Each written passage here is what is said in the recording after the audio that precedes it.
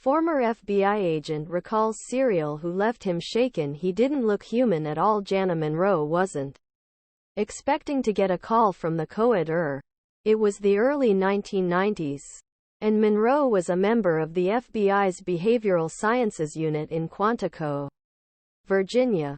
She wasn't afraid of coming face to face with a serial. But this encounter with Edmund Kemper was different. I certainly didn't give him any way to contact me, but he was still able to do it. It's very difficult to make phone calls in prisons or mental hospitals. You earn that with good behavior. So I was surprised to hear from him. And that monotone voice. It's so creepy. It's so creepy. Eerie. Real Mindhunter. Remember meeting with personal serial killer Edmund Kemper. He didn't seem like he was going to hold back. Jana Monroe was the model for Clarice Starling in The Silence of the Lambs. The former FBI agent recently wrote a memoir titled Hearts of Darkness: Serial-ers, the Behavioral Science Unit, and My Life as a Woman at the FBI. She explores challenges she faced a woman in the male-dominated bureau, as well cases that have stuck with her over years. Monroe was Clarice Starling's model in the movie The Silence of the Lambs. She even helped train Jodie Foster for the Oscar-winning role. Monroe advised on more than 850 cases, including serial-s like Kemper. Read on the app in the 70s. Kemper killed 8 people, including his mother and her close friend. Edmund Kemper was accused of killing 8 people, including his mother. I don't know if Anthony Hopkins used him as a model, but the role of Hannibal Lecter reminded me a lot of Kemper.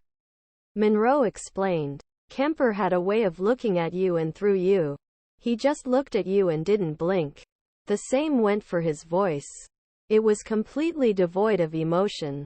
Just flat. It gives you chills to hear that. Not at all. It didn't look human. Jana Monroe didn't know how she was able to find the number of Edmund Kemper, known as the Mixed Her, and call him Kemper, known as Big Ed because of 5'11" height. Committed his first when he fatally shot grandparents in 1964 when he was 15 years old. Diagnosed with schizophrenia, Kemper was sent to the maximum custody of San Luis Obispo County. Atascadero State Hospital security was notified to Discovery Investigation. He was released in 1969 when he was 21. According to the publication, Kemper was allowed to live with his mother in Aptos, California, because he convinced psychiatrists that he was no longer a threat to himself or society. He soon began a killing spree that lasted 11 months. His last known occurred in 1973.